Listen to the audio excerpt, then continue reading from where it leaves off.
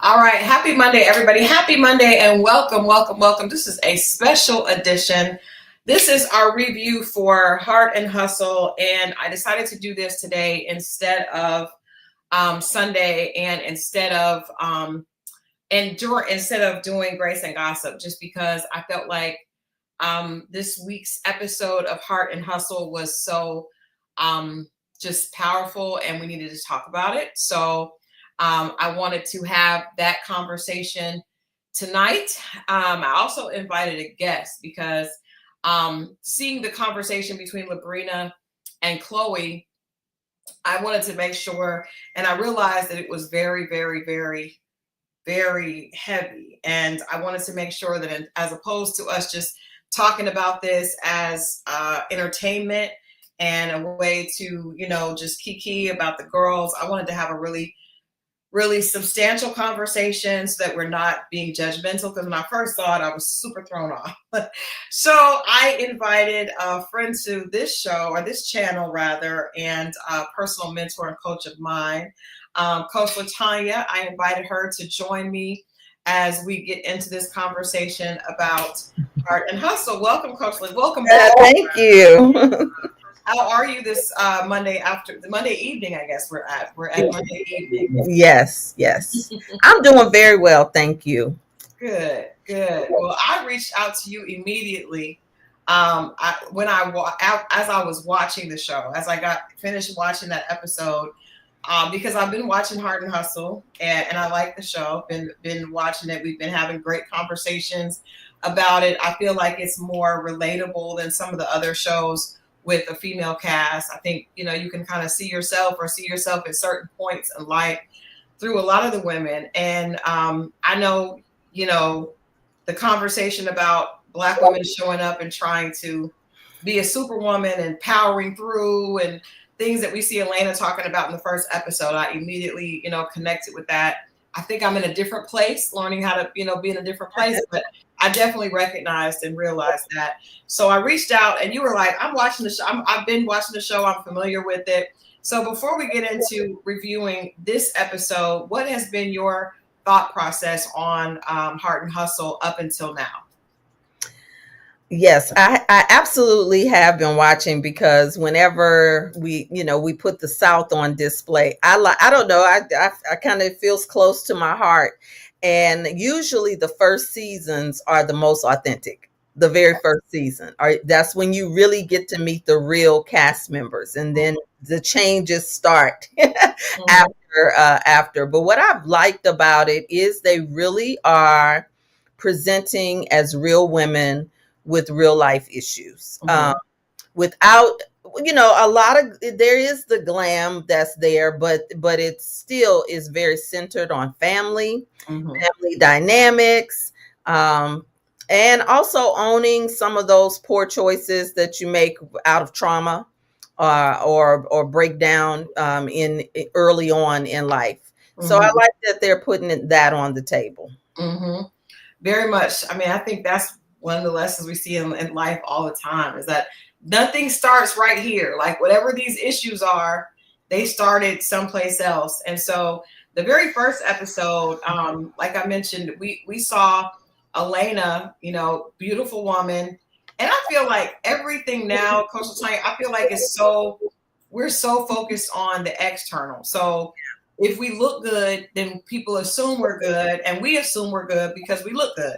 So Elena's very beautiful. She's a makeup artist. In fact, she knows how to make everything look beautiful. But it was clear in that very first episode, there was a lot of pain and a lot of trauma behind all that beauty, right? Yes. And in this episode, we see a conversation between her and her mother where she's kind of confronting her mother about the fact that she doesn't feel like her mother is as open and really wants to have real conversations.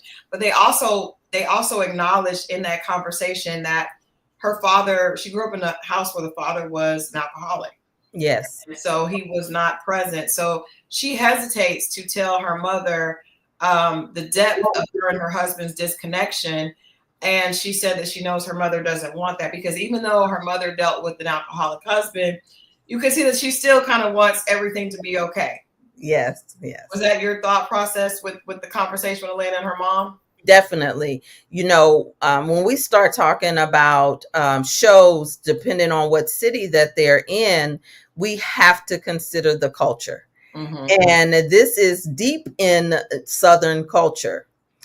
Is don't talk about the business outside of the house, even if it's hurting you. Mm-hmm. And also this speaks to generations, because we have to look at the culture, and then we have to look at the generation. So that generation oftentimes did whatever they had to do in order to get whatever they needed at the time, because during that time period, we're talking about women who were not that far from a generation of women who couldn't have bank accounts, couldn't buy their own property. So your livelihood or your security was determined through a man, or having a man in the house. Mm-hmm. Mm-hmm. I'm talking about Elena's mother's generation, who she was raised by.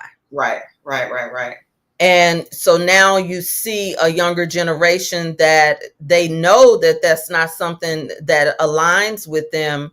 And oftentimes, when we start having healing conversations with ourselves, we want to go have conversations with the source of the upset. And oftentimes that's a big mistake, because Mm.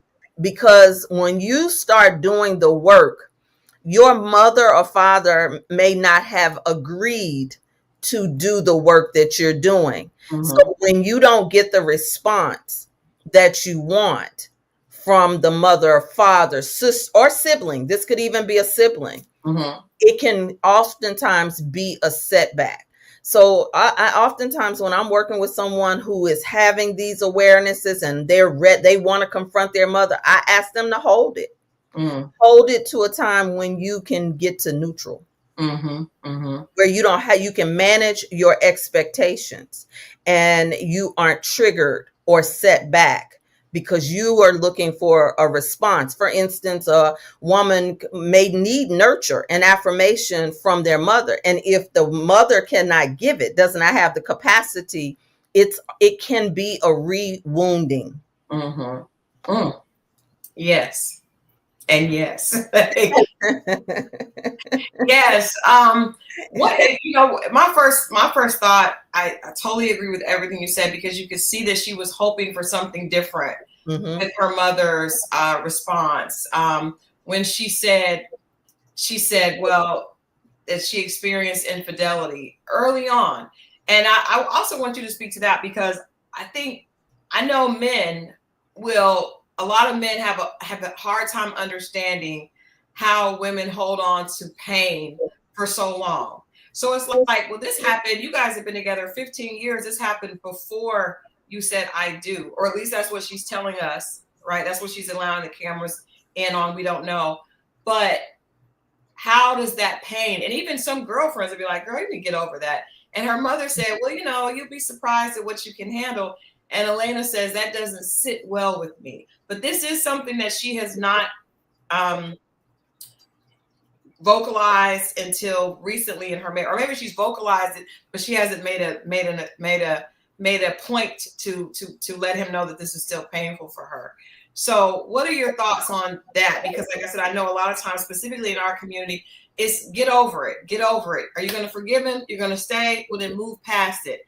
How do you move past it? And what do you do with that pain? Because it didn't go anywhere. It popped up 15 years later.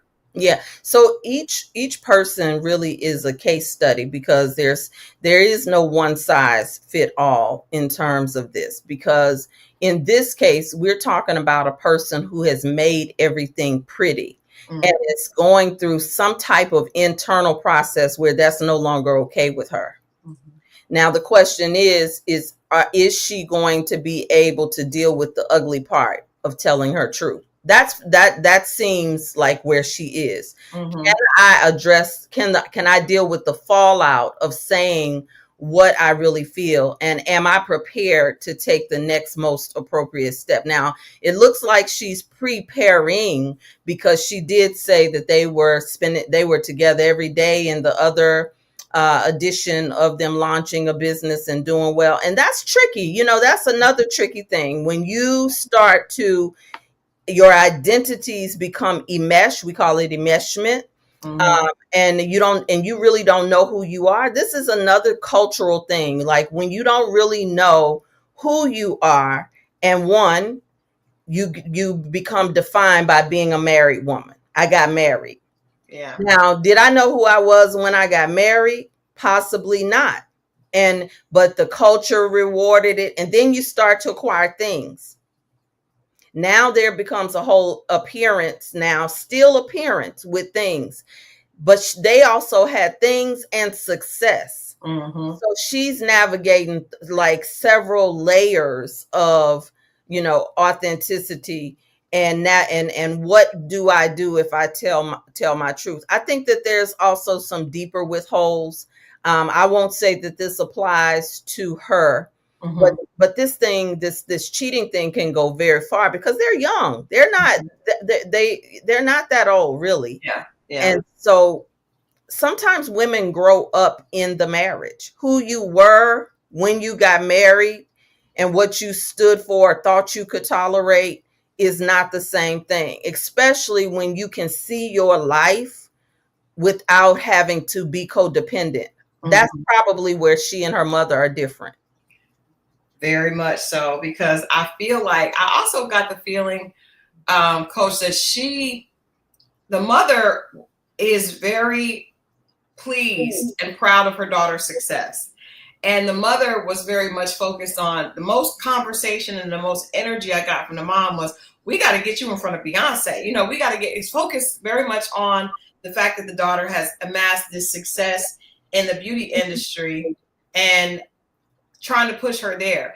And I think I know from my own, and I'm definitely a generation past Elena. If you're just joining us, we're talking about, this is our review for Heart and Hustle, and I asked Coach Lasagna to join me tonight because of the heaviness and the impact of this past episode. But we're talking about Elena's conversation with her mother, and the mother is very proud of her daughter. She's very, proud of her grandchildren.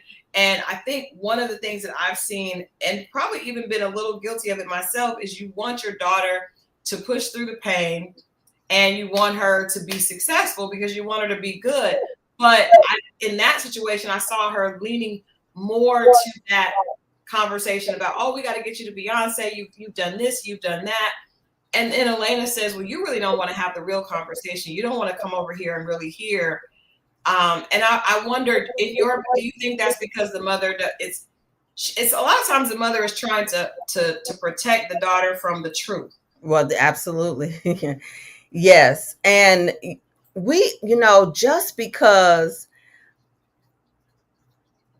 a mother is, let's say she's grown and maybe she raised her children, it doesn't mean that she is emotionally developed and has language to even talk through it. Mm-hmm. There are a lot of people who literally do not have language because they haven't talked about it. So there could be a lot of apprehension, particularly how deep this rabbit hole goes in terms of image. Mm-hmm. Mm-hmm.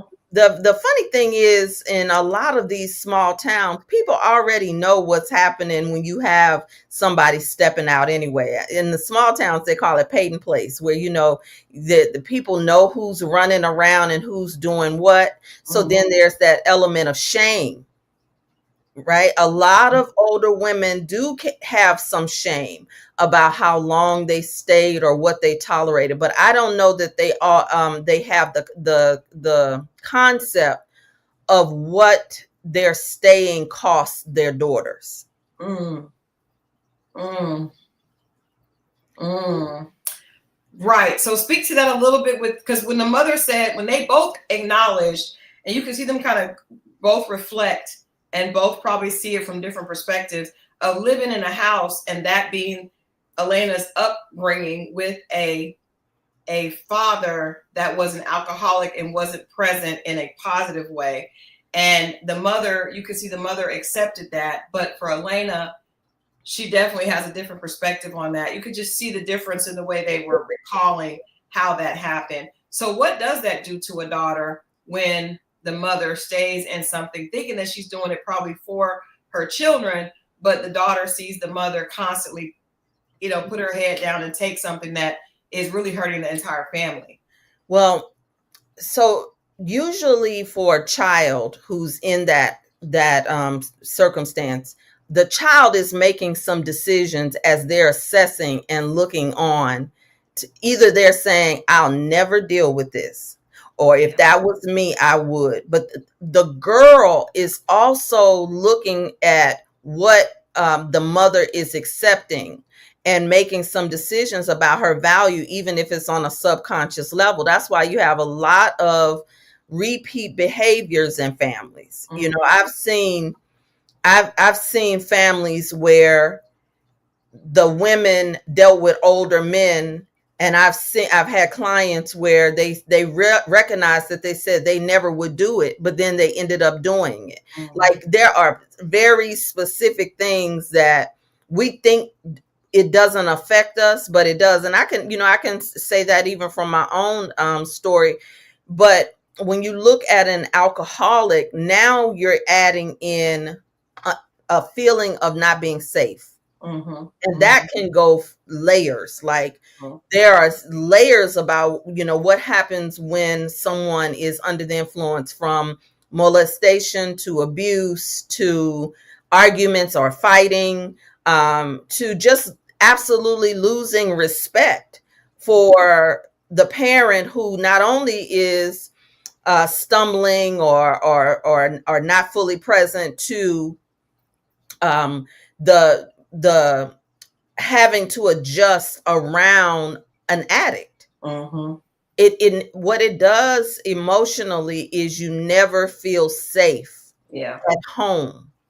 So oftentimes you develop a coping mechanism for who you are, and it carries over into the world. Mm-hmm. Because you've adjusted so much until the coping mechanism becomes your identity. And okay, should I pause? I was just like, oh, that is. I mean, I think that's kind of what we see here. We're talking about Elena. Just wanted to touch on this first, and her conversation with her mother. You said something. You said that she talks a lot about this empire, this beauty empire that she and her husband built, to where their identities have become enmeshed, and people see because the company was built on beauty and also this idea of relationship goals. We are the couple that is beautiful. We do everything together. We have this business together. And now as she's trying to separate that because she's not okay with it, she is coming into her womanhood. What will it take, Coach LaTanya, just from watching the show, what will it take for Elena to move past preparing to separate that and really get to a point where she's able to say, I'm going to make the best decision, regardless of what that decision is, for the marriage, and going to stand on my own? Because preparing, you could just see it in the way she's very sensitive. She's trying very diligently, and they're still in the home and they're still working together to an extent. He's in therapy. He's acknowledged going to therapy. He wasn't too eager to renew the vows, like the young lady suggested. But what is it going to take for Elena to really be able to push through? Because she still speaks very highly of being able to look the part and push through it and keep going, and not have any chinks in her armor. When a person is invested in how it looks on the outside, that's where they get tested.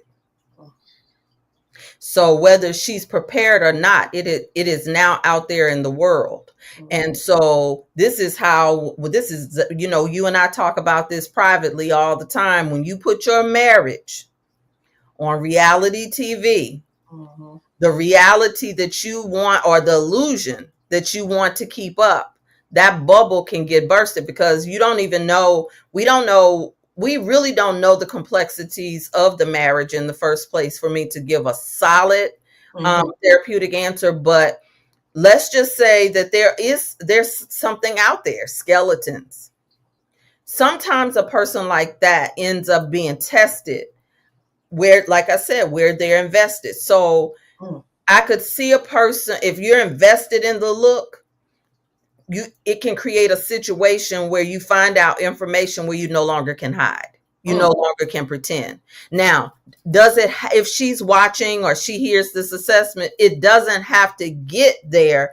If you make a choice up front, we're going to tell the radical truth to one another and work and to make a decision if we're going to work through this. And that is when that's going to be the key thing. And it's not a bad idea for couples who have certain levels of shame, guilt, and trauma to have therapy separately first.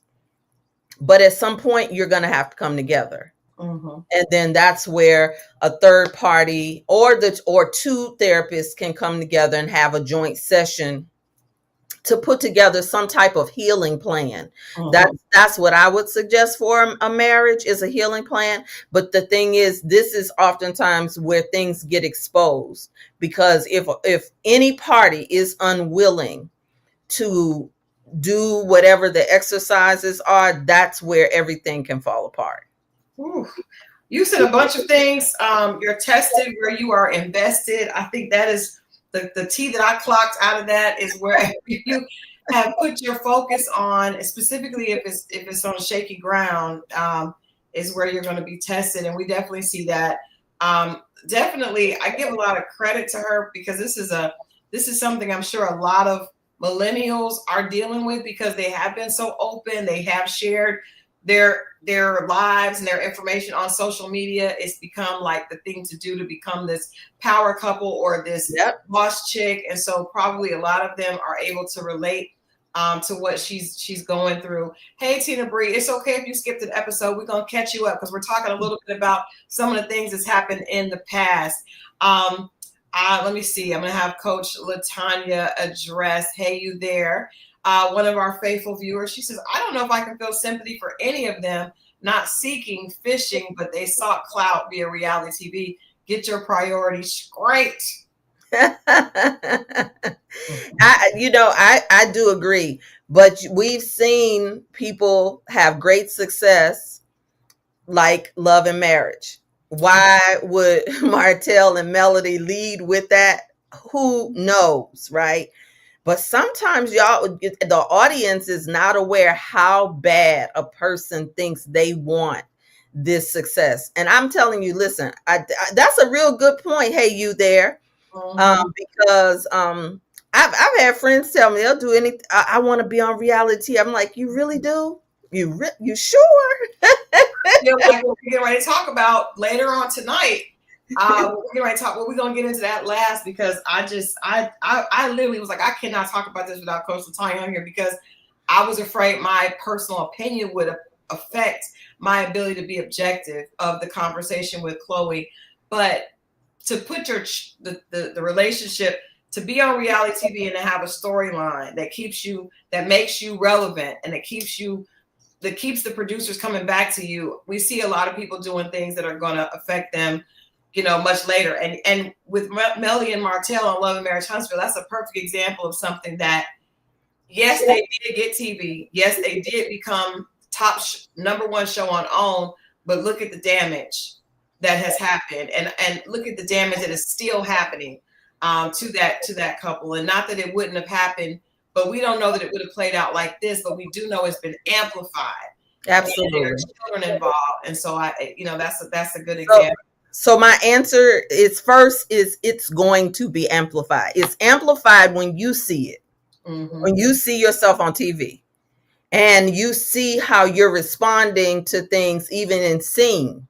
Because mind you, there were scenes that did not make the cut. We don't know what made the cut in those conversations. Right. But when you see it, now you see yourself. Now, and I want to say this, right? A lot of people in the beauty industry, they look at their exterior, but they don't look into themselves. Mm-hmm. So just because a person is looking at themselves doesn't mean a person is looking in themselves. So don't assume that just because she's a beauty expert and that she's ever had to look at herself. So that's the first thing, is when you see yourself and how you responded and what you said, and Elena knows what what she's covering up. Yeah. And so that part starts, but now you're getting all the feedback. And we don't know what you're ready for. But it seems that we're in a bad place as a society, as we're using our pain as a leverage for fame. Yes. And that feels very dangerous. But I want to move on because we've been on her for a while. Okay. There's so much in this show. I want to talk about Latoria briefly, because I can relate to her. Latoria is a publicist. She also has, you can tell she likes to make everybody happy and tie everything up neatly. But she actually brought the therapist to the group, and she was very honest about just some things that I feel like kind of were skipped over. It's just so much because you got 6 women. But when she mentioned in the conversation with Munira, where Munira was upset about Latoria saying that she was cutesy, Latoria acknowledged, I would have loved to have been cutesy. I was always seen as the bully because I was bigger, because she mentioned skin tone, very big triggers, with our community, but still very valid, still very real. But just because of her size, and then how she responds. But to me, because like I said, I know publicists, I actually know Latoria as well.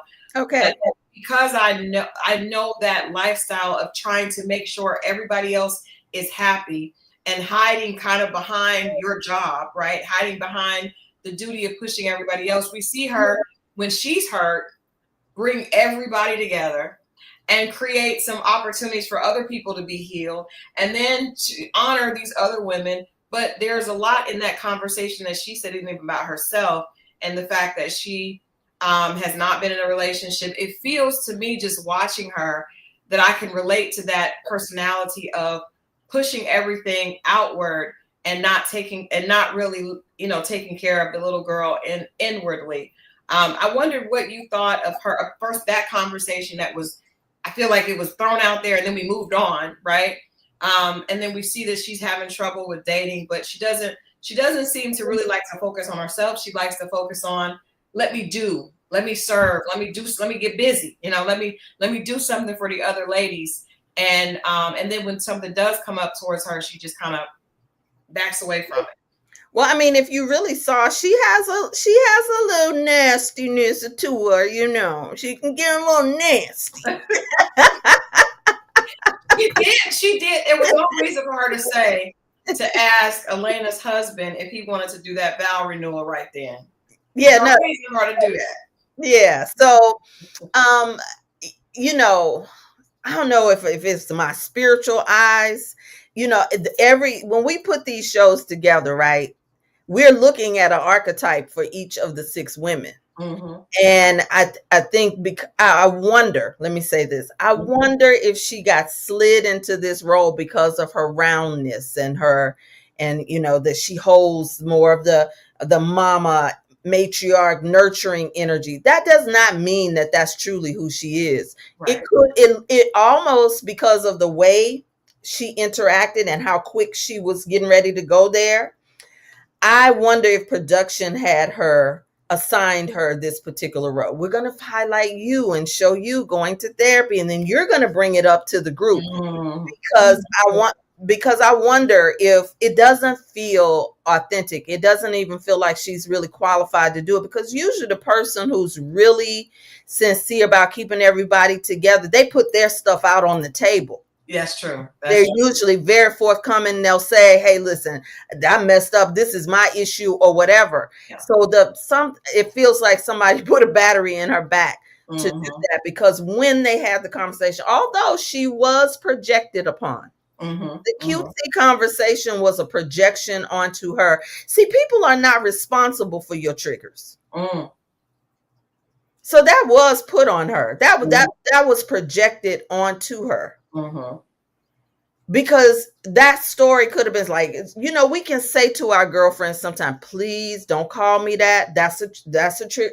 Ooh, I'll tell you about it later. But please don't do that. But so your friend circle is not responsible for your triggers or your blow ups. You're responsible for your triggers or communicating what your triggers, your boundaries, your requests are. But we immediately go to like attitude, and so someone said when you were intentional. Now that's where I don't know where it was just like her being a little nasty about the second time. You know what I mean? That she kept on making little comments. That's when it was like, now girl, what are you doing? Yeah.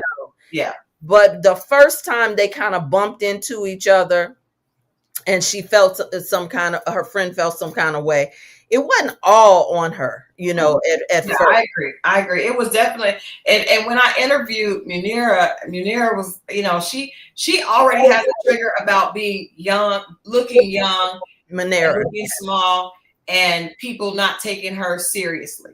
And so that, well, I'm an engineer, and you're in a male dominated industry where they can be very dismissive, of females, specifically a young, attractive female. But that you can't be upset because you have what you call pretty privilege, and then get upset when I say, well, you look cute. And like I said, it was a cutesy is a trendy word. She wasn't really, yeah, it is.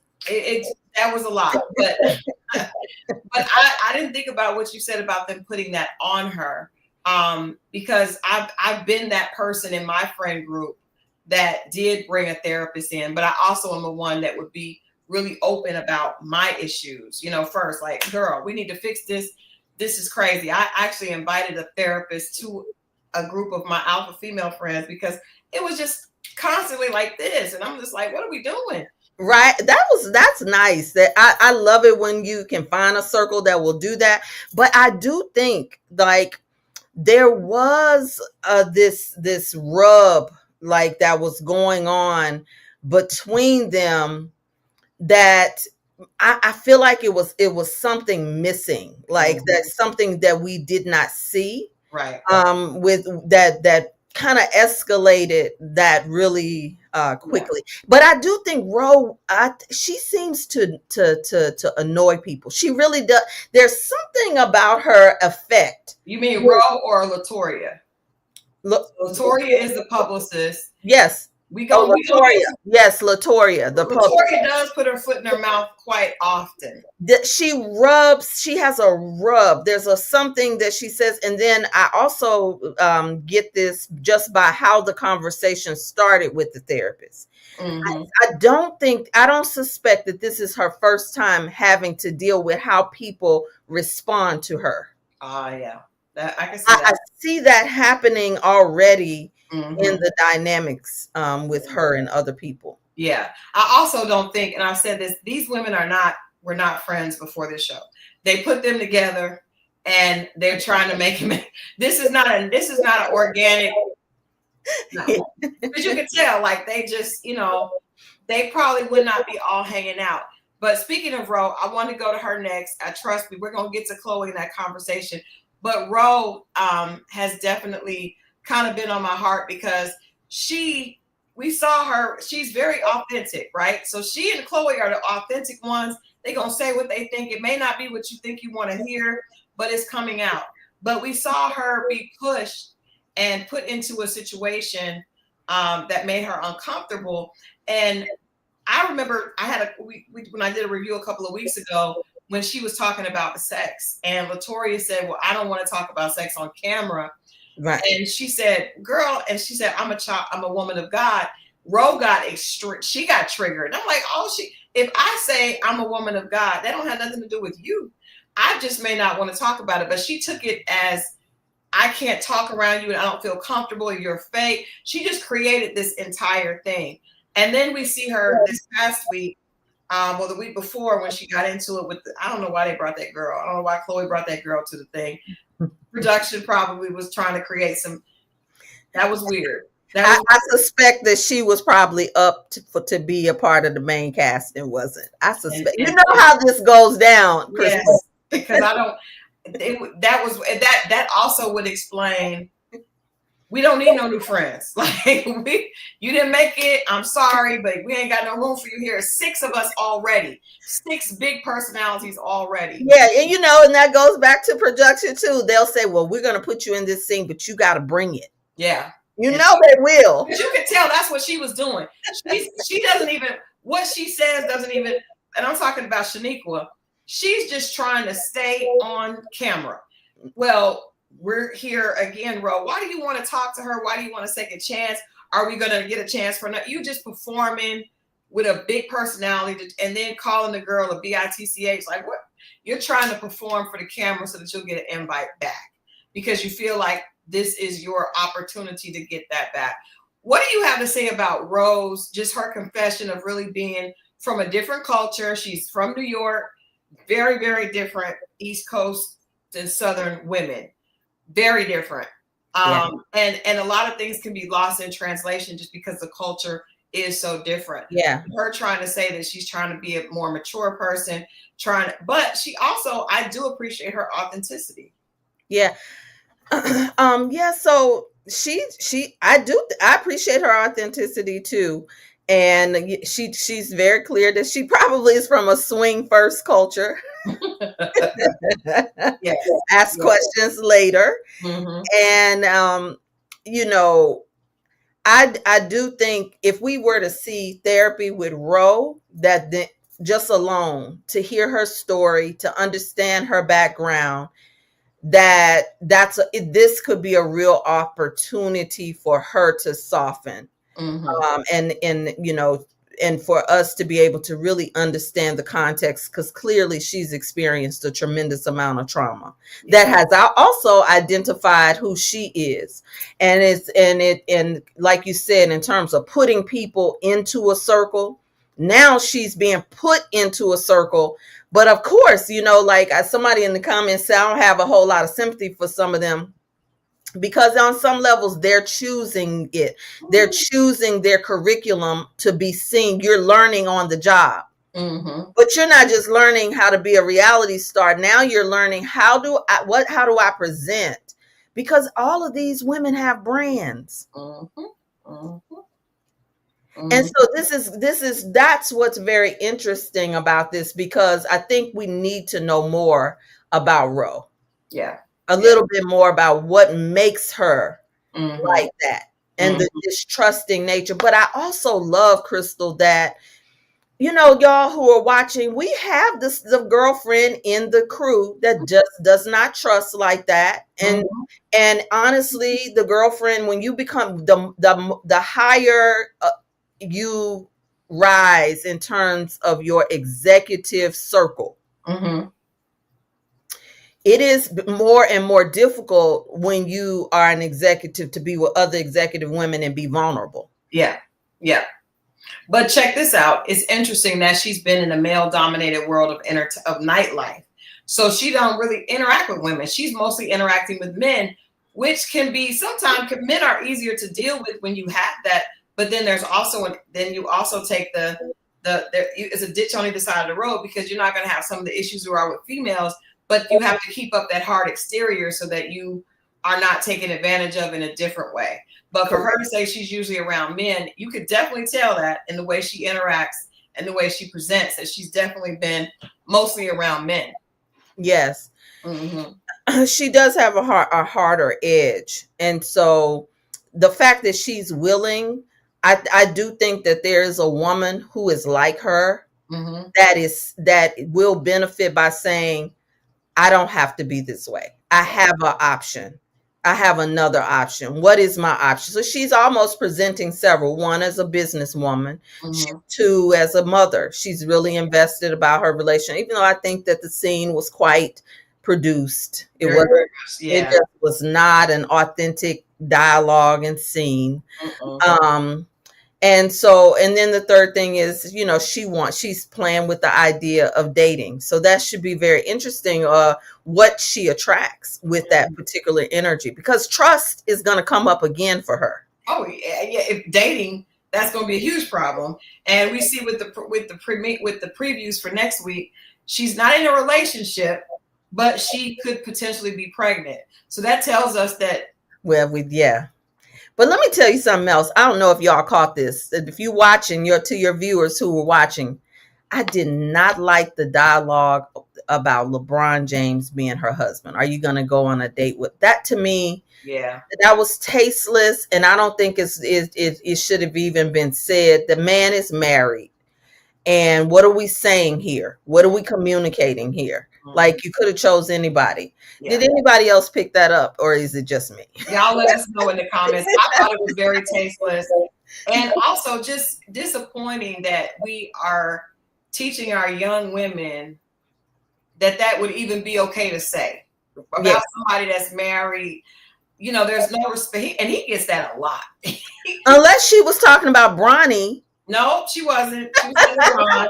I was like, this man has been. Cardi B done mentioned him in a whole song and said that she would, you know, she don't know what type of time Savannah's on, but she'll be down to deal with them. That is, somebody said, not another Portia. Leave people's husbands alone. This is the culture. Like, it's okay to say things like that, to joke like that, and that's definitely a problem. But it's worth talking about on this space, because there is something happening in womanhood where I don't care how much money you have, if you don't have any type of morals, or you don't have any type of home training about, or decorum. Let's just go to decorum of how a single, like, first of all, one of the scenes you were talking about, how what you say when you're in you're a single woman and you're in the company of couples. There's certain things that a woman just should not be saying to another woman's husband, period. It's certain things that does not come out your mouth to another woman's husband. You shouldn't be addressing him, or unless she asked you. That is not how, when you get together. This is how we feed the idea of, don't bring single women around your marriage. This is how we get that, especially in the South. And how many of you all know this is true? They tell you. And who got in trouble for that? The gospel artist, I love her. She says that her single friends have to stay in a hotel. Oh, I didn't hear that. I know Tabitha Brown says she don't want her, don't come around she had a single friend that was being very much too familiar with her husband, and she called her out. Kiki Shear, hey, that's right, Kiki Shear. Yes. Kiki said that. She sure did. I do remember that now. But that's something that we don't talk about. You know, we do not talk about, and especially nowadays when things are way too common. Like, you don't say that about somebody's husband. It's just disrespectful. Right. Even though it's the renewing the vows. Why are you asking them about renewing the vows? And that was also very shady, because you know this girl is going through something. Why would you do that? And that's what I'm talking about. See, passive aggressiveness is more dangerous than an aggressive row. Yeah. And then the reality is, you have not even been in a relationship. So what are you doing? Why are you even commenting on their marriage when you are saying that you haven't even been in a relationship? You've been sad about it. You have no idea what that dynamic is. What are you doing? Why are you right. So that's what I'm talking about with Latoria. She's not all innocent. And and so here it seems like we're having a conversation about appearances. Because even though you have one that is a makeup artist, you have another that's a publicist. And publicists, with all due respect, you all know how to package things and clean things up, and you manage your nice, nasty. It's where you can be nice, nasty, and hide behind the aesthetic of, I'm just putting this together. Oh, I was just trying to help you coordinate. Girl, she don't need you to help you coordinate that. That was inappropriate. She didn't need that. It was messy. And then it also, but what it did is it triggered Elena, because when he said no, you saw Elena couldn't even focus. She was just like, that. So she just caused dissension, and that made it worse, which is not acceptable in that house. And a real alpha male will tell your girls, don't ask me any questions, and that creates a whole dialogue between the couple that if you've not been married, you don't know that you're doing that, or you do, because I think she did. I think you may not know the level of irritation that you caused in that man, but you know you're wrong. Yes. And Marriott said Latoria hides behind her PR skills a bit. I think it comes with the position. But I want to play this clip, and then because I also want to ask you before we before we get to that, because this will be, I want to just get you to say it quickly. This show, we got girls, right? We got women, not girls, Black women. Online, there's constantly conversation about Black women, right? Yeah. And I saw recently Kelly Price went online and made some statements, vented about how Black women are the most disrespectful and hateful to, and it's interesting because I've been in the business for a long time. All I'm going to say is that there are numerous people who have had that experience via Kelly, right? So for her to be complaining, so I just wonder, hearing this, we see a lot of like mean girl energy on this show and other shows that are predominantly Black female cast, on all female cast, but we're just focused on us because that's what our concern is. What is that? Because even in this show, when Chloe said to Elena, "Your husband's not fine," I was like, "What? Like, first of all, how dare you speak on somebody's husband?" And her version, you and then double down on it. Well, he's not fine, girl. Oh yeah, honey. I would have said, well, why are you looking? What you even? What? Why are you looking and assessing my husband? Why, and why? Yeah. So yeah, that was inappropriate, and that really could have been fighting words in some circles, to be honest with you. Yeah, that's some facts. That was totally inappropriate. But that's nasty mean girl energy. But you know, but a woman, I will say, always take note. If you are a wife, you take note of that. Mm-hmm. Even if you don't address it, you take note of that. You would want to address it. I will address it, but you take note of those types of things, because that's not a woman's woman. Mm-hmm. And that's something that you should know, because you can't raise another woman, but you certainly can address it and let them know that you see it. And but it's interesting to me how those women are so sensitive. So you will say out with somebody, your husband ain't fine, and you know he's not fine. But then now we're getting ready to talk about your situation, and you're extremely sensitive to anything that has to do with you. I always, what is that makes you so nasty towards others, but so overly sensitive with your own issues? It almost like, do you see yourself, or is it just narcissistic? What is that? Yeah, definitely wounding. You know, some of the most wounded can be the most defensive, guarded, and nasty.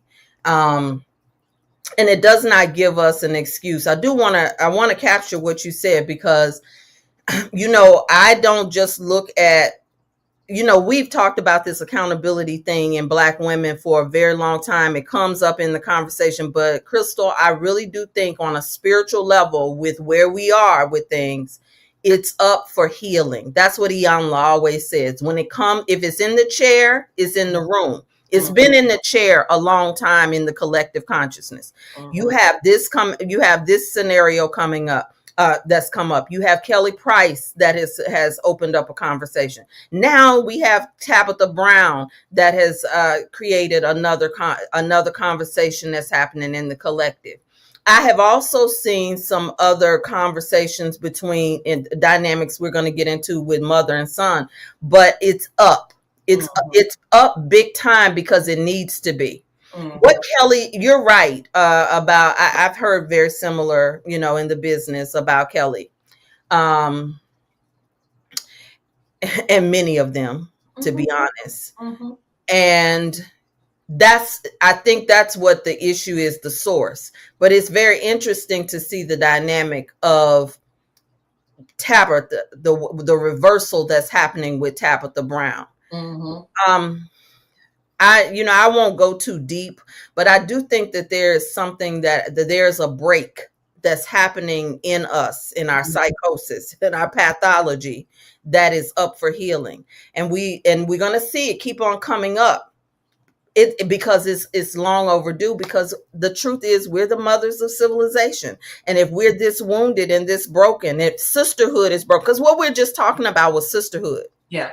And so this thing, it is broken right now. And I think that's why we see it coming up the way Mhm. that it's coming up. We Mhm. are, some of us also, we don't deal with the psychosis around needing somebody to worship and then also needing to knock them off their pedestal. It literally is a pattern. It is a psychological sickness. Mhm. You Mhm. need I've seen that firsthand as a publicist. You know, and I remember working with numerous artists from the ground up and seeing the biggest haters of Black women are Black women, and the biggest supporters are Black yes, women. it's So both. it's a cycle. But before we go any further on that, speaking of healing, I refuse to have this conversation because I did not want to be in that. Right, I did not want to be tearing a sister down. And when I saw this interaction with Chloe and her son, I was disgusted as a mother, right? And as someone that's made different choices. But I was like, I cannot speak. I don't want to get in my personal feelings and speak about that. So I needed to have you here because I did not want to be irresponsible because this was difficult to watch.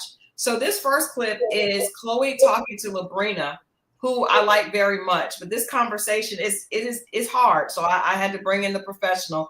And this conversation has been amazing. But now we're gonna get to the meat and potatoes of why Coach LaTanya had to come, because this is just difficult. This is the first clip of 3 that we're going to watch that really deals with a painful a broken relationship between a mother and a son.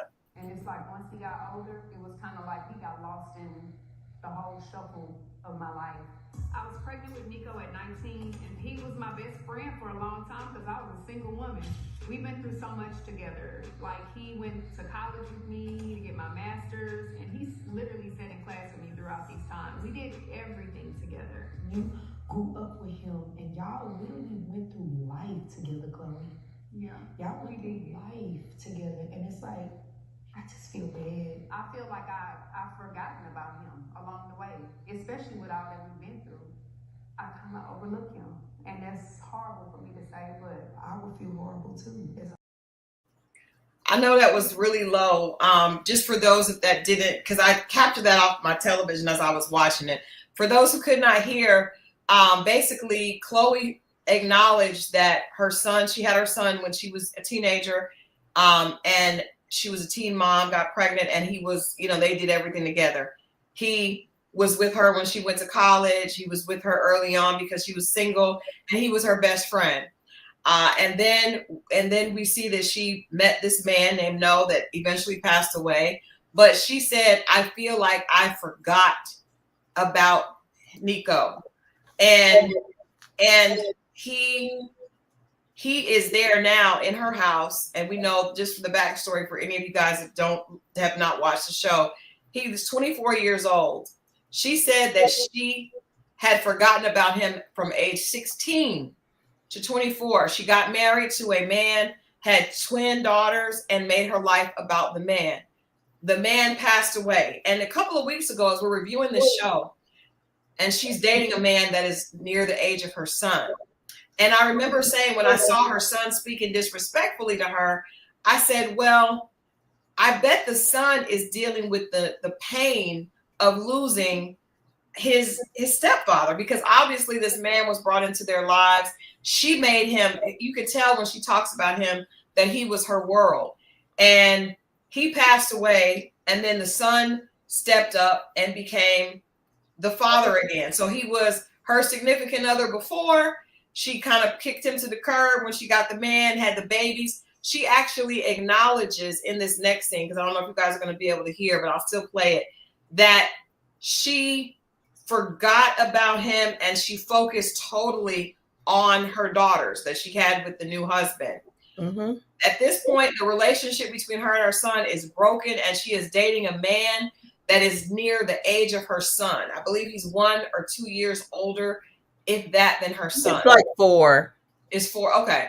Because the son is 24. So he 27, 28. Yeah. So she acknowledges to Labrina. And what threw me off, Coach, is that Labrina has tears in her eyes for her son. And Chloe is sitting there, I forgot about him. I did. I haven't said anything. And Labrina says, but does he know that you love him? I don't know. haven't said anything. I haven't said it. I said, let me bring the coach in because I don't want to say.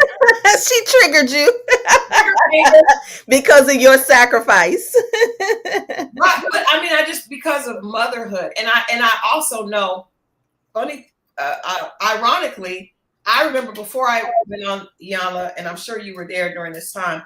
A colleague of mine, friend of mine, Sasha the Diva, came on the show and had an experience, and Yana got in her behind, and you made your son your husband, and then you kicked him to the curb when you found the new husband, and then there's dissension. But in this situation, Chloe lost the husband and has replaced him with a man close to the son's age. And then the man sat down with her last week and said he needs to man up because he's coming from a position of having no experience and not understanding. So I'm going to just give you the floor. Okay. That conversation let's unpack it a little bit. Let's unpack it.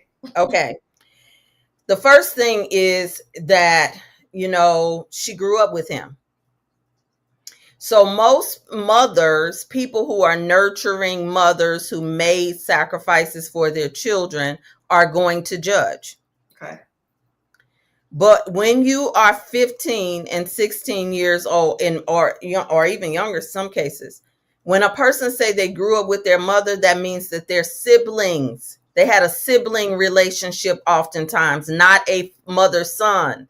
And so a lot of time, and I also know this from men who have mother wounds because of this, who have told me, I grew up with my mother. I don't see her like that. I guarantee you that there was a grandmother somewhere as well, or maybe it wasn't, but in her case, but oftentimes when you grow up together, that's code word for we're like siblings or friends, not mother-daughter. Okay, gotcha. That's totally different than what I was thinking. Yes. When you grow, when a woman then grows up with her son, they talk different as well. So even you rating saying he was being disrespectful, no, that there was no hierarchy or establishment of I'm the mother, you're the son, you're my friend. Okay. So they've been talking like this. So now she says that okay, then she this wasn't the first time this young man had to adjust to her getting into a relationship. So let's deal with that.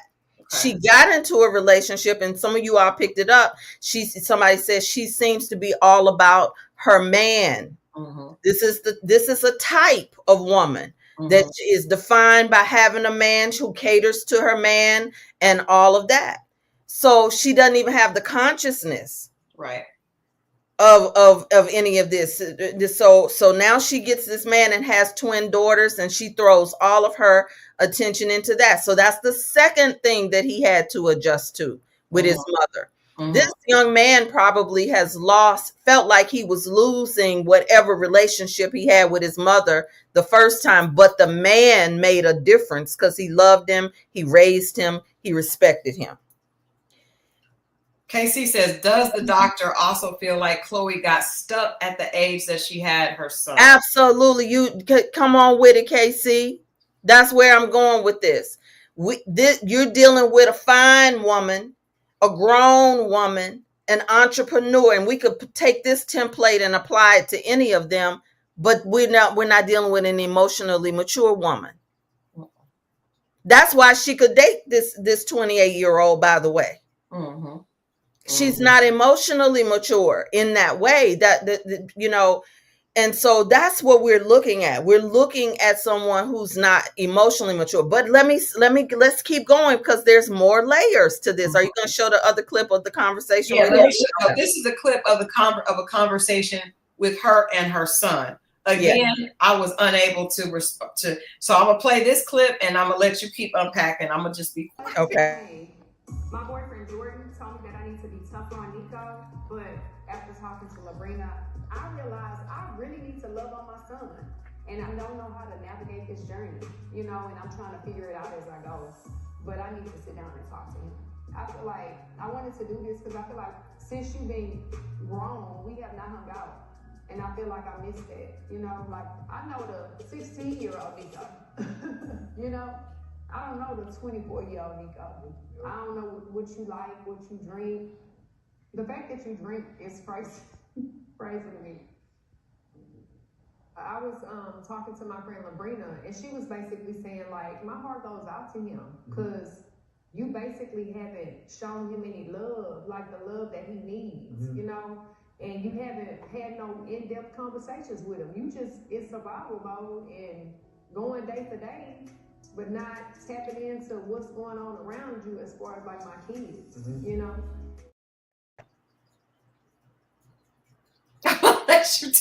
She said that she knows the 16-year-old him, not the 24. I do want to point out that the entire scene, he had tears in his eyes. They didn't drop, but he had tears in his eyes. And the first thing that he did is to tell her, because she goes on this conversation to say that she put him, he had to take care of everything. Actually, you know what? Let's play this last one. Yeah. And then talk about it. Let's play this last one. Okay. This got me over the edge. Sometimes I get angry because I'm thinking like, my son's supposed to take care of me. You know, he's supposed to be there for me. I don't like the relationship we have. It's not the same no more. That's why I didn't want your little sisters here. I feel like I've made you a caretaker. You're not supposed to be a caretaker at 24. Now, I'm their caretaker, you know, but I depend on you so much. It's kind of like, I don't mind. He said, I don't mind. In the beginning of that, she said, I get mad because I feel like my son is supposed to take care of me. And that's not what's happening. And I just. Now that also is a sickness, but I got it. So I'll get to that. That's a real sickness but that's a real thing. I mean, I really applaud women, and you know, Chloe, if you're watching, I applaud the people who are willing to be raw and authentic with their truth, because at the end of the day, this is her truth. Facts. And one thing that I will say is I respect the fact that she said, I don't know what to do. Mm-hmm. She's clueless. She was clueless even with her own friend. Her own friend was her. That's why having good friendships matter, because her friend was able to tell her the truth. If you got friends that you can't tell the truth, or they shut down on you, quit speaking to you, because these are scenarios that happen for a lot of women who have a lot of authority things, leadership. You don't necessarily have to be an entrepreneur to be a leader or the one responsible. And a lot of times, sis, a lot of times people can't tell us anything. So the fact that her friend could honestly say that to her, I appreciated that. But can I just say, Coach Latoya, and I'm not trying to be the hater in the room, but I feel like out of the friend group, Labrina is the most accomplished. She got the NFL husband. She's got the palatial mansion. And Chloe said, I feel like Labrina is my person. She has this soft life. I'm trying to she comes up to see her, and Labrina's outside pushing her daughter on the swing. And she says, wow, you really do have this soft life, and I'm out here struggling. So, and I like Labrina very much. I think Labrina is very mature. She's gone through some trauma also. She reminds me a lot of my girlfriend, Shay. She's very grounded. She reminds me of Shay, yes. Yeah, she's like Shay. I beautiful, but hey, she got substance, and that's the friend that I call, and she's not going to sugarcoat it, and it comes from a real place. But I trust Shay because I know her heart. I feel like in this show, Labrina is positioned to be like, a lot of times we idolize what we want to be. And when Chloe walked up and she sees, I mean, Labrina's spread is beautiful, and she has all the things. And she's like, you really are doing it. When they went to her spot, oh my God, Labrina has all this. So I hope that she's listening to Labrina because Labrina is wise, not just because of what she has. So I did feel it was a little strange that Chloe did listen and kind of humbled herself. in the presence of Labrina, and we've seen her be the opposite with the other ladies. So absolutely. Well, there are women, and this is a problem. There are women who can only listen to women who have more than them. That part. And that's not sincere. That's not sincere. Right. So, but at least in this purpose, for all intents and purposes, she heard the truth from her friend for whatever her motivation was. Right. But the problem, once again, was one, she did entirely too much talking. She did not ask a question, then let him answer. Ask a question, let him answer. You listen. She went in with a presentation, and she did all of the directing of the conversation. Even though she did some disclosure, when did he have a voice to say anything? Did she to let him tell her in detail? And the other thing and we do this with our men, y'all. We do this with our men. Let me go in and tell you what I thought about or what I'm feeling. And then she didn't ask, what do you need from me? Mm. She made a decision. I need to hang out with you more. Still friendship mindset. Let's drink. Let's get a drink together. I don't know what your drink is. Friendship, immature mindset. And then but what she said, I need to love on my son. And this is chronic in Black women households that are single. We think that now I got to love on him more, that's going to correct it for a grown man. That is problematic. And that can also be where women get emotionally blackmailed by their sons.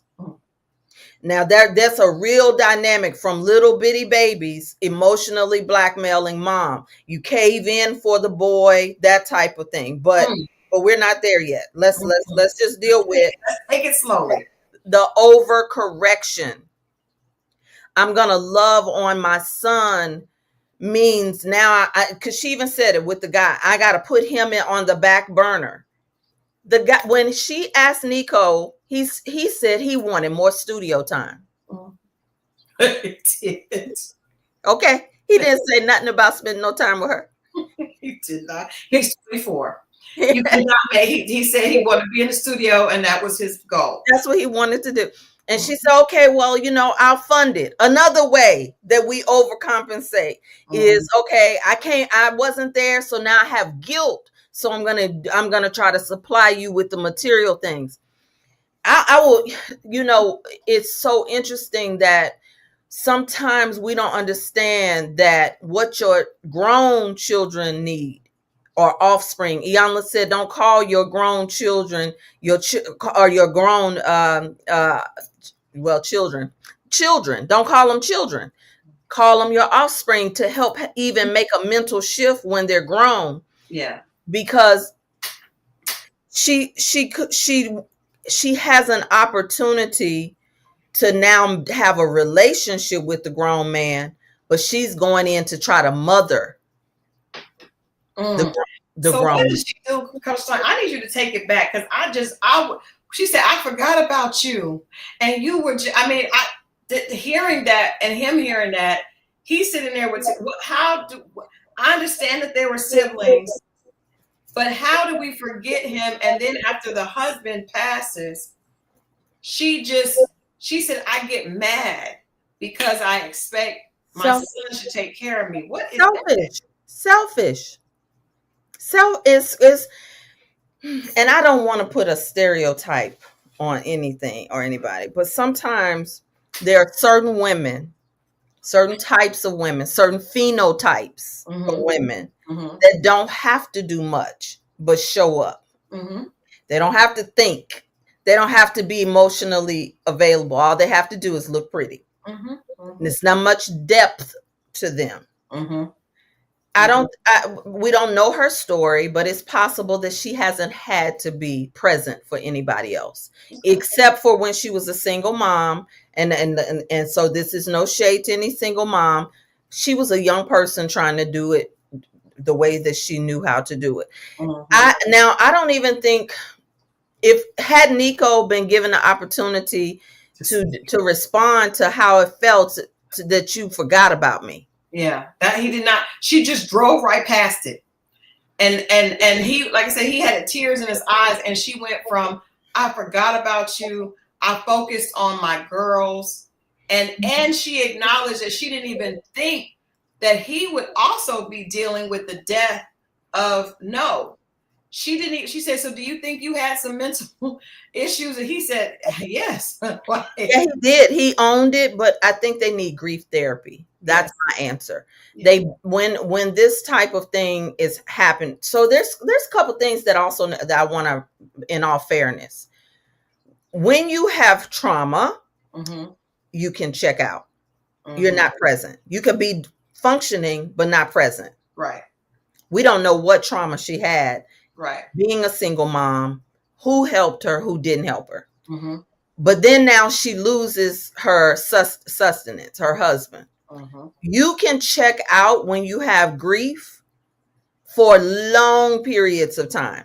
Yeah. A person can be high functioning, but they are not present for years. I have coached people, counseled people, prayed with people who have tools and skills just like me, who until they got in the presence of people who could see something they couldn't see, didn't realize that they were grieving for sometimes some people 15 years. Not present. Not even in their body aware. It is possible for that to happen when you are grieving. You think you are present. You think you are making decisions, and you are not making healthy decisions, because a lot of times we don't give people space to fully grieve and express themselves, especially if you're the strong friend. Yeah. Yeah. And her energy up until this episode has been the in your face, I'm gonna tell it like I don't care. Like, and she said that she's just been surviving. But it also comes with a hardened shell, to where, in addition to Nico, I don't think she really was paying a lot of attention to how anybody around her felt. The girls, exactly, because of them being the left, what she has left of No. But even the way she interacted with her friends, you know, that first dinner where we see her say, in that very first episode, we see her say to Elena, he's not fine. Then she brings the young man. Yes, she did. To the party and said, basically like showing him off. Like, this is a representation of what I can do, right? This is the man. I know nobody said Jordan ain't fine. Jordan looks like he's attractive, but he also looks like a boy. Like he's a boy. So I think that it's weird because we see her saying all this stuff, but she was definitely not empathetic to anyone else's issues until now. We see her saying, I didn't know. And even the way she's interacting with Nico, she doesn't seem very empathetic to him, saying, I just forgot about you. Right. Like, girl, what you talking to your baby like that? Like, and she's still not thinking about this man that she's dating, because she just said, I'm gonna put him on the back burner. That's not solution. No. And he actually, I want to catch this part. He actually was not wrong. When he told her that she needed to do a few things with him. He wasn't wrong. He just didn't have all the information. He didn't know all the information. Who knows what his response would have been, because all he's looking at is this. That's right. Not the fact that she basically forgot about him. And so he's looking at, she's a mother and a 24-year-old is living in the house, speaking to, but not, you really opened my eyes with that sibling thing, because I do see, my first thought was, why is he talking to her like that? But now that I'm thinking back to that scene, she did not seem surprised or outraged at his. Not at all. She was just upset because he wouldn't talk to her. He would leave the room when she came in. And really, she was upset. Can we just be honest? Her real problem is that he doesn't want to accept this new boy, this new man. She said, that's unacceptable that he has a problem with who I date. It's none of his business who I date. He shouldn't have that. That's her issue. And that's why they're not speaking, because he doesn't like the fact that she's dating someone that's so close in age to him. And she feels like it's none of his business. But then when she takes us back, we see that everything was his business up until No stepped in. And she still wanted him to take care of her after he died. You supposed to take care of me until now. And I date somebody now, don't take care of me anymore. Now, he's get out of the taking way. care of his siblings too. Yeah. So that it's a lot going on, because in order for her to be with this guy, we don't know how much time her son has had to step in so that she could be with this guy. That could have been how the problem started. He might have an issue with any man with him having to be there, and he wants to be in the studio. But I mean, when two people are grieving and upset, one thing in particular can become the trauma or the catalyst. Yeah. And I agree, Mo Catchings, you're right. He probably is tired, but at the same time, it seems like he said, I don't mind, because It's not like he feels like, because I feel like, and I experienced this. I think I talked to you about this back when I was sharing all my issues. But my son was 9 when I got divorced, and I remember him saying he felt like he had to be the man of the house, right? I didn't tell him that, but he felt like that just innately. So we know that. So watching Nico, he's watching her. He has tears in his eyes, but he's catering to her. I don't mind. I know he's not ever acknowledged. At least we don't see, because we don't see the edit. But he's automatically trying to stand up and be, well, I had to take care of him if I wasn't there. And then she says, well, if you weren't there, I don't know what would have happened. Exactly. That tells, that right there speaks volumes. And that's something that we call in psychology the parentified child. You become the child that is raising your siblings, carrying the responsibility, and that is another form of, it does cause long-term trauma for grown men later on. And I have had some very strong alpha men who didn't realize how angry they were with their mother for passing that on to them, particularly when the mother is the sibling and was not there. I want to go back to something. Just because they're siblings does not mean that at some point that child will feel abandoned when you're not there. So we don't know at what point he started to manage his, like, if I do this, then I'll have my mama's love or his attention, her attention. If I do this, even if it's unconscious, this is how the parentified child gets looped into holding more responsibility than the parent. As a parent. Do you also think, because it feels like she said, I got mad because my son should be taking care of me. And it feels like he should also, because it seemed like in that conversation, he never wanted to accuse her of anything. He never wanted to point the finger at her. Even when he's disappointed in the situation at the house, when I felt like he was being disrespectful, he left. He was like, I don't want to be here. He never confronts her and says, you ain't taking care of, you ain't. It's like, I really am trying to, I'm also giving her an out. Like, it's all in coddling her bad behavior also, because really he could have said, yeah, man, that's you. It's been rough. He never said that. He said, I don't mind. I'm okay. Well, I wonder if that's absolutely the truth, because he said that in that moment, but he wasn't asked a lot of questions. Yeah. And clearly he is upset. He was upset, and we don't know how soon that started. But we also know that Chloe has a mouth. So we've seen her mouth when it comes to other people. Then there's no telling how she's used it at home. And this type of energy, a woman, let's say prototype, can be emasculating very early to a young boy. That's, so she can be, and not intentionally, y'all. Not intentionally, absolutely. Not intentionally. It's interesting because there's another show that we've talked about on here. I do a review of King's Court. And also Thaddeus, who was this, very successful wrestler, had talked about his mom And her, I'm sorry, that was the wrong clip. There was a picture of Chloe that was just, she has been this beautiful woman, right? And so she doesn't look her age. She is very beautiful.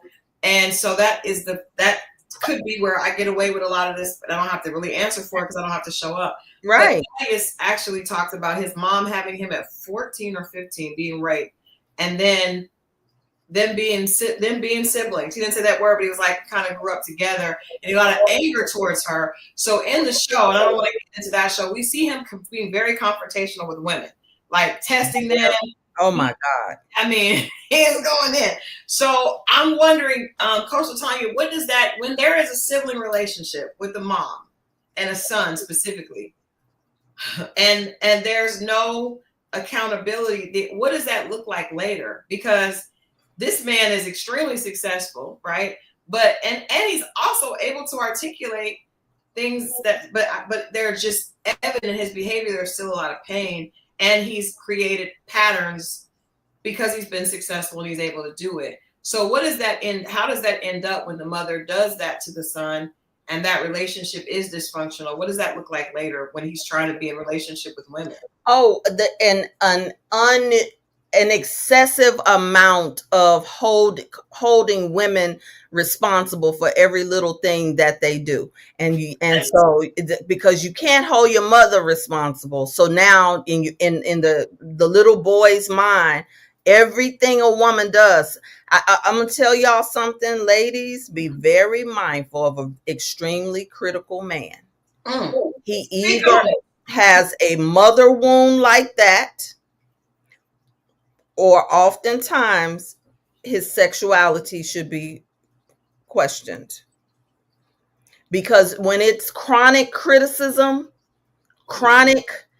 there's something going on, and there's a wound. And usually when a man is that critical of women and he's articulate and he's picking you apart like that, it's going to be very difficult to please that kind of man.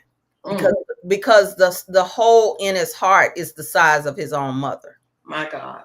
But for this man, no, when you're talking about somebody who was raped, I know we're not on that show, but we did mention it. So somebody who was raped, they have so deep in their cells that I am wrong.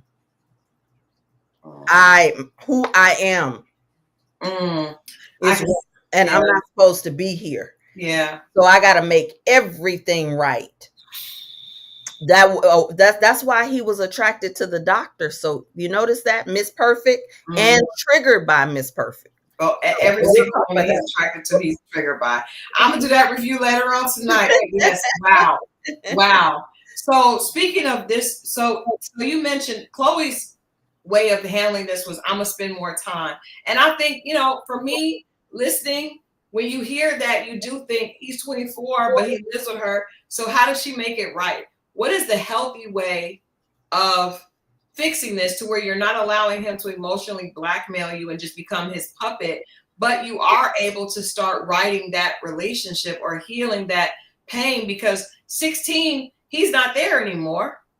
But how do you go back and validate that? Or is there even even the ability to do that? Yes, she can. The first thing she has to do is take the responsibilities that she has left on him. She has to take it. She has to free up his time to send the message like, thank you for what you've done. I appreciate what you've done for your sisters. But that means that she has to step in or hire somebody else to do it. If she's an entrepreneur, a boss chick, like she said, then get a tutor to come in to do the homework with the girls, but free up his time. Allow him to go and do that. And I don't think it's anything wrong with her investing a few things into the studio. But maybe she also can, if she knows business, maybe she can have a conversation about how he sets up his business. In other words, meet him at the level of his interest. His interest right now is music. Her concern is, what do you do if? They could easily meet there and grow from that. But I do think that they do also, as a family, need grief therapy. Yeah. And he possibly even needs sessions alone to process. I think that could be a tremendous gift for Mhm. him to be able to process alone, find his voice. Yeah. Yeah. Because Is he may there not even know what he's holding. He's only 24. and that probably does not. Um, it is how does she set how should she or what how would you suggest that she set boundaries? Because I know it can be difficult. I mean, I think most of us who have been single moms at some point, you do feel a certain amount of guilt because of that situation. And so I found it difficult to set boundaries, but also to love and say, I want to support you, but I'm also not supporting a 25-year-old man. I have to enable you to stand on your own, but I do want to be supportive. So how can she do that specifically now that this relationship has been broken? So he doesn't trust her probably, in that way. So how can she set boundaries that are healthy and still show him love? The boundaries for herself. Well, the boundaries for I'm really talking about how much, because she's talking about she would just fund it, and I just see that can be, as we know in the music Oh, industry, right. that could be a never ending. Exactly. So that the boundary, I think has to be, I'll do so much. Like I'll put some seed money into this, and this will be a great negotiation for her to consider. I'll give you more if you set up your business in this way. You do that. You learn how to do something like that's a real teaching opportunity, Mhm. an opportunity to partner and that type of thing. But I also think that this thing where I'm going to put him on the back burner, her significant other on the back burner. I wonder if there should also be a boundary where your children don't know all of that, who you're dating and what you're doing. Like, I'm going on a date and that's that. I don't stop my life. He's going to have to deal with the fact that she does want to date, and who she dates, what age she dates is her business. Mhm. That is something for them that right there is where they need to have a boundary conversation. Mhm. And this is where it does relate more to a lot of women who have made their son their husband or man, and there's some jealousy, or he thinks that he has some input. And Mhm. so I think that there's some refinement needs to happen for her own maturity first, and Mhm. then it needs to be communicated to her son. Mhm. Watching the interaction between her and Jordan, the young man that she's dating, and we see that they are Instagram famous. He is attractive, she's attractive, they look good together. She's very focused on that. But watching that interaction, I was thinking, like, all the things that she said that she wasn't worried about, she appears worried about. Like, she takes him to a place and people are like, oh, there's nothing wrong with going to a game. No, but she said, well, I come here because he likes to play. Okay. Then she was like, well, are you still going to like me when I'm older? Oh yeah, that was So crazy. all the things that you said when in front of your friends, that you're not, here he is, he's fine. You really are insecure, because the conversation with him showed all those things that she claimed that she was not worried about dating this man 17 years younger than her, that she is. So to me, that seemed like a very unhealthy relationship. It seems like something that she's doing because of the look. Here, I'm able to still get this man who looks like this. That validates me looking like this, and but it's like, but when you actually see them talking across the table, he spoke his mind. She was in tears the whole time, and she was insecure about the 17-year difference. So I'm wondering, is that really a healthy relationship? Well, you know the answer to that and guess what? She would be unhealthy in any age Right. responding like that, because that wasn't about how old he was. Wisdom Mhm. came out of him, or truth. Let's just say that he spoke his truth, and you break down crying Yeah. the first time. That's not an age issue. That's a maturity issue. And so yes, any relationship she would be in, I think that there will be some support she needs Yeah. about her insecurities. Mm-hmm. Yeah. Well, I appreciate this. We have gone a little long. This has been an hour and 30 minutes. And Coach Tanya, I appreciate you getting to the meat. We have gotten to the meat of all of this. I just, before we get out of here, I'd love to have you. What did you think of this episode overall? We saw a lot with Elena and her mom. That was very, very touching. Even Latoria and Munira's conversation. There's still a lot of pain on both sides there. And then, of course, the bulk of this was focused on Chloe and her conversation with Labrina. And Labrina even acknowledges her own pain. That's what I really like about her. She before she got even into Chloe's situation, she acknowledged her situation with her son Pop. She's not happy about that, but she's doing everything she can. She's very, very transparent about that. Overall, what was the message that you got from this episode, and what are you hoping that the viewers, continue to see with Heart and Hustle? I like that they are having real life conversations that's beyond just about meeting out, like what we see with the other franchises, meeting up for dinner, dressing up and brunch and all of that. Like, are we over that yet? Because so I like this because it does get us talking about these things for ourselves, and it puts it in your face. It's so easy to look at other people's lives, but I guarantee you one of these scenarios can knock on your own front door, if not all of them, depending on the size of your family. So I like that. I like that it's not perfect. I love the imperfectness of this particular series so far. And let's see how deep they go, and if they're going to change up.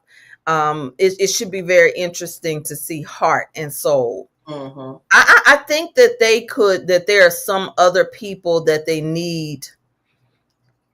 all need therapists. When they all need a little coaching, a little support. Somebody else said Bell Collective in Houston.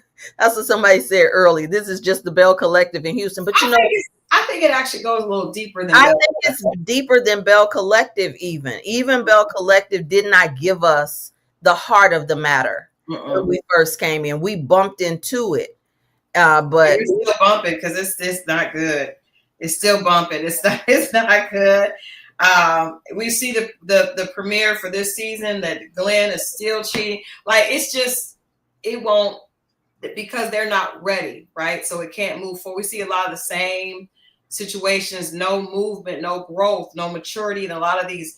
In the situation with Latrice, who I love, her and she wants to keep everything inside, even though it's clear that there's issues with the much older husband.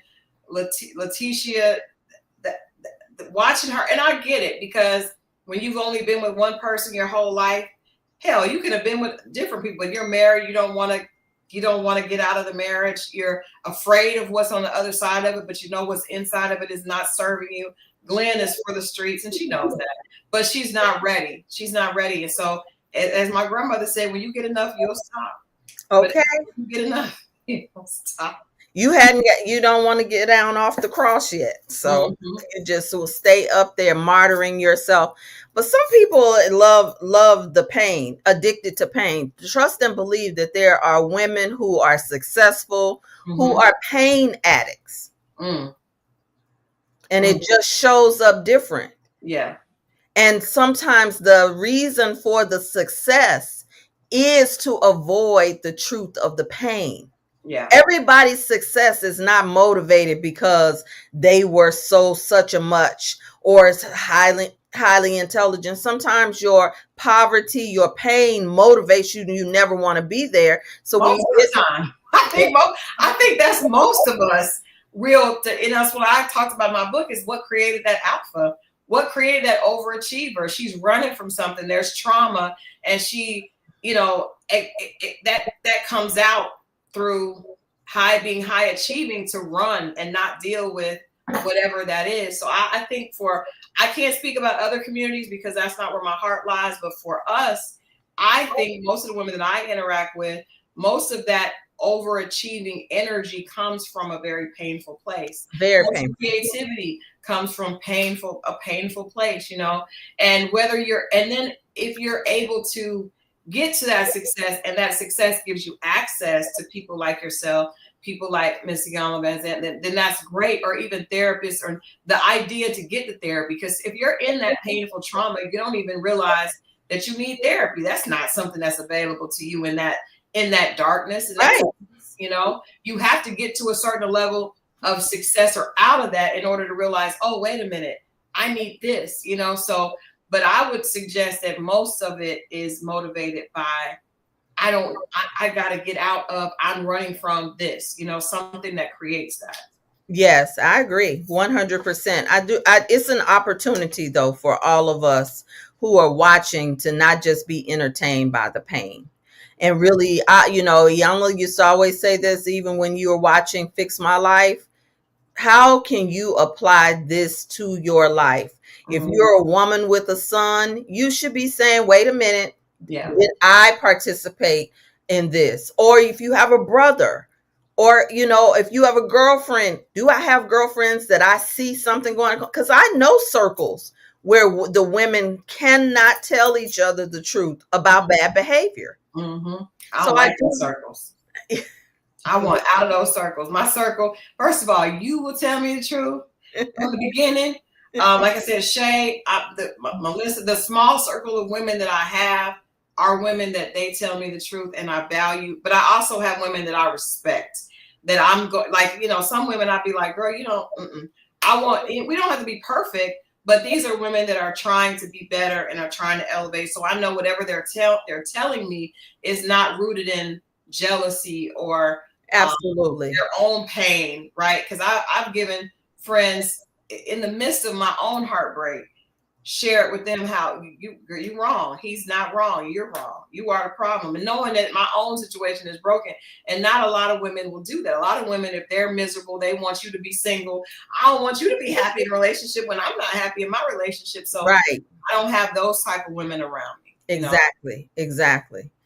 So I love your audience. They're using all of you all have been having some great talks. I've seen some real psychological terms. Okay, they're intellectually advanced. I love your audience. We have fun here, but Coach Latanya, let people know, for those that most of them here know you because you've been here several times. Yeah. And they know if I've done something like this, I literally was like, nah, I'm not going to do this. I'm not going to touch this review by myself. Let people know where they can find you and where they can, hear more about what you have going on. Okay, sure. Listen, if you're on IG or if you're here on YouTube, even take a minute and just go to Rebirth with Latanya on all platforms, but particularly IG, TikTok, and YouTube, whatever your thing is, and follow me and go to a picture and let me know that you came here from Christal so we can be family. The XO family. Well, Coach Latanya, I want to say thank you for taking time on your Monday. You did not hesitate. I hit her when I was watching. I was like, I don't want to do this. Can you step in? And what day can you do it? And she immediately agreed. And so I appreciate, I appreciate your impact on my life. I appreciate our friendship and the fact that you always show up. And if you ever need anything from me, you don't even have to ask. You just tell me. That's why I say yes to you if I'm available to do it. And I love this community as well. So thank you. Thank you. Well, we will definitely be sharing this, and you share this with your audience. I'm going to cut up some clips because I think that episode really needs to be shared. Some clips from tonight, just for some healing, and the fact that if Chloe or someone that knows her does see this, we wanted to make sure that we operated in sisterhood and did not judge and allowed for real healing and growth. And I hope that she continues on that journey. So yes. So yeah. All right. Again, thank you, Coach. Right. I'll be in touch. You already know. Yes. Thank you. Have a good one, you all. All right. Good night. All right. Yes. Thank you guys for hanging out. Tonight's review was a little long, but we had a lot to get into. It is about, I think it's about 9:40. And you guys know King's Court. The review for King's Court is coming up at 10 o'clock. So go get you a snack, take a bathroom break, do what you need to do, and meet me right back here at 10 o'clock as we get into King's Court. We had an amazing episode of Heart and Hustle. I'm going to give that episode an 8.5. because I think it was a powerful episode. It did trigger me as a former single mom to see a mother making those, admissions, but I did not have Coach Latanya's perspective of that has always been more of a sibling type relationship, than a mother son, and that gave me a lot of understanding and allows me to show grace and empathy for that. So I appreciate you guys for hanging out, always doing what you do in the chat. Make sure that you like this discussion and share it with somebody. I think this was specifically when Coach Latanya comes on. That's a professional perspective that she graces us with. So please share this with someone that may need to hear what she had to say tonight. And like I said, go ahead and share, and then meet me right back here in 19 minutes for the King's Court review on Rumor Has It. This past episode, we're going to get into Thaddeus. We're going to get into Tyson and talk a little bit about Carlos and his lady. So you guys, I'm going to see you guys right back here. Check out, go use the bathroom, get your stuff. Be back here at 10 o'clock for King's Court. All right. Thanks for watching, guys. Like this on the way out.